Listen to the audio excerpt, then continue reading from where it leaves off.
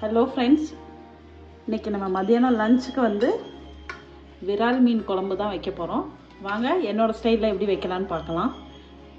அதுக்கு முன்னாடி நம்ம சேனலை சப்ஸ்கிரைப் பண்ணாதவங்க சப்ஸ்கிரைப் பண்ணிடுங்க. இப்போ நல்லெண்ணெய் ஊற்றியிருக்கேன். எண்ணெய் சூடாகட்டும். வெந்தயம் சேர்த்துக்கிறேன். வெந்தயம் நல்லா பொரிஞ்சிருச்சு. சின்ன வெங்காயம் ஒரு 1/4 கிலோ போல் அரிஞ்சு வச்சுருக்கேன். இதை சேர்த்துக்கிறேன்.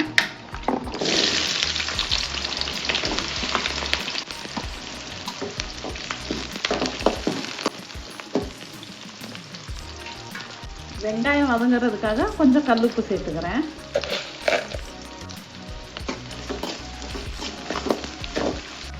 இப்போ வெங்காயம் நல்லா வதங்கிருச்சு. 3 தக்காளி சேர்த்துக்கிறேன்.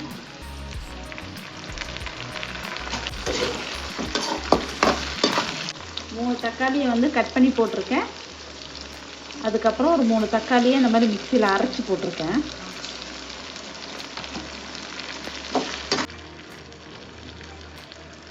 தக்காளி சேர்த்த உடனே மஞ்சத்தூள் சேர்த்துக்கிறேன்.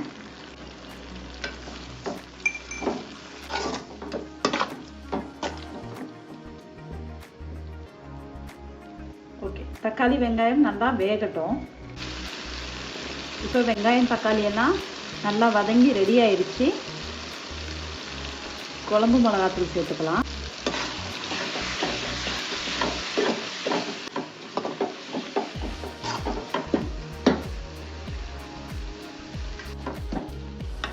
இப்போ இந்த மசாலா வேகிறதுக்காக நம்ம தண்ணி ஊற்றுவோம் கொஞ்சம்.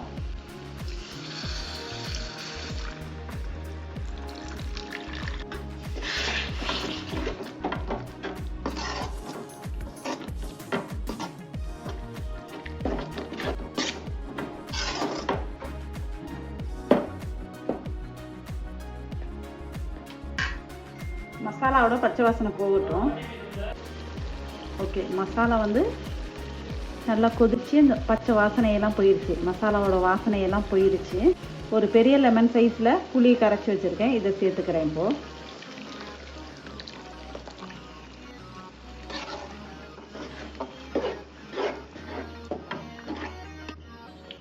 இந்த புளி தண்ணியும் நல்லா கொதிக்கட்டும். கொதித்து புளியோட வாசனை, இந்த பச்சை வாசனை போகட்டும். அதுக்கப்புறமா கொஞ்சம் தண்ணி சேர்த்துக்கலாம்.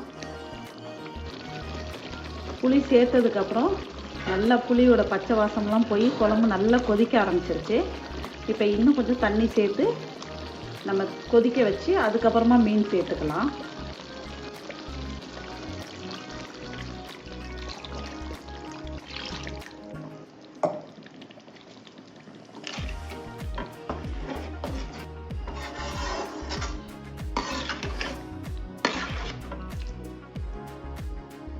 இன்னும் கொஞ்சம் தண்ணி சேர்த்துக்கலாம். தண்ணி சேர்த்துட்டோம். குழம்பு நல்லா கொதிக்கட்டும். கொதிச்சதுக்கப்புறம் நம்ம மீன் சேர்க்க ஆரம்பிச்சிடலாம்.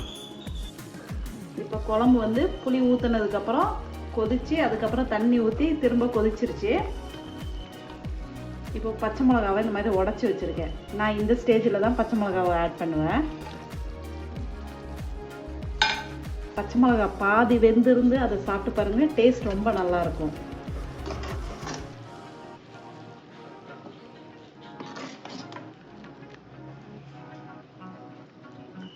ஒரு 2 நிமிஷம் கொதிக்கட்டும்.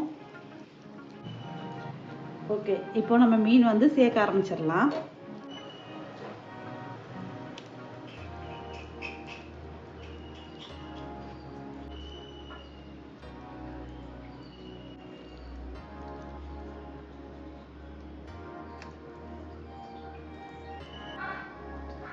எல்லா மீனும் சேர்த்தாச்சு. நல்லா கொதிக்க ஆரம்பிக்குது.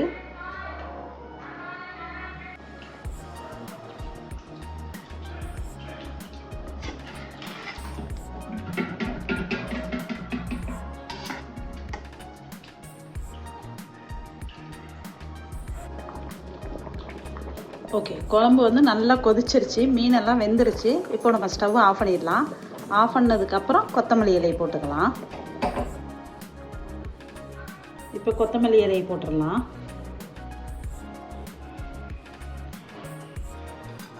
இப்போ நம்ம மீன் குழம்பு வந்து ரெடி ஆயிடுச்சு. இந்த ரெசிபி உங்களுக்கு பிடிச்சிருந்தா மறக்காமல் நம்ம சேனலுக்கு சப்ஸ்கிரைப் பண்ணுங்கள், லைக் பண்ணுங்கள், ஷேர் பண்ணுங்கள், கமெண்ட் பண்ணுங்கள். நாளைக்கு இன்னொரு வீடியோவில் பார்க்கலாம். பாய்.